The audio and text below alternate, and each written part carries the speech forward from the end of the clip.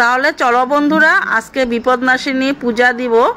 তো সেই জন্য কি করলাম, আমার এই রুমের থেকে আমি ফার্স্ট রুমটাতে আজকে পূজা দিয়ে নিব, কারণ ঠাকুর ঘরটা না আমার একদম ছোটো হয়ে যায় সেই জন্য। আর এই যে দেখো মা বিপত্তারিণী আসনটা আমি এখানে বসিয়ে নিয়েছি, আরও ফুল বেলপাতা যা যা লাগে সেগুলো রেডি করে নিয়েছি। আর এই যে পাশের বাড়ি দিদিভাইকে বললাম একটু এসে আমার সাথে হেল্প করে দিও। তো ওইদিকে দিদিভাই ফল টল সব কেটে নিচ্ছে, আর যা যা পারি আয়োজন করা সেগুলো আমি এদিকে করে নিলাম।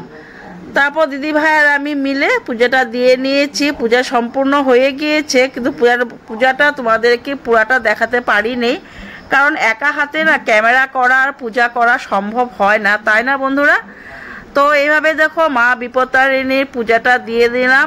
আর আমার ইউটিউব চ্যানেলের সবাই, আমার ইউটিউব ফ্যামিলি যারা যারা রয়েছ তাদের সবাইয়ের জন্য মা বিপত্তারিণীকে বললাম যাতে সবাইকে বিপদ আপদের থেকে রক্ষা যেন করতে পারে মা বিপত্তারিণী, সবার জন্য আশীর্বাদও চেয়ে নিলাম।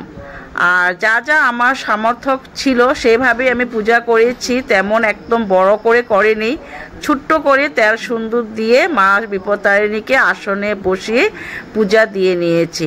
আর পূজার শেষে একটু খিচুড়ি বানিয়েছিলাম, তো ওই যে পাশের বাড়ির দিদি এসে খিচুড়ি বানিয়ে দিয়েছে, তো সবটা তোমাদের শেয়ার করতে পারিনি। কত খিচুড়ি খাচ্ছে দেখেন, নিজে করে পূজা করে কত খিচুড়ি খাচ্ছে দেখেন। আর না হইছে রয়ে যায় পুষ্কে দাও না পুষ্কে না না খাইলে চালে পুরো সময় জগৎ দেয় সমঝে পুষি নাস্তা খেয়ে আমাদেরকে খাওয়াবে এই জন্য আমরা এখানে বসে আছি।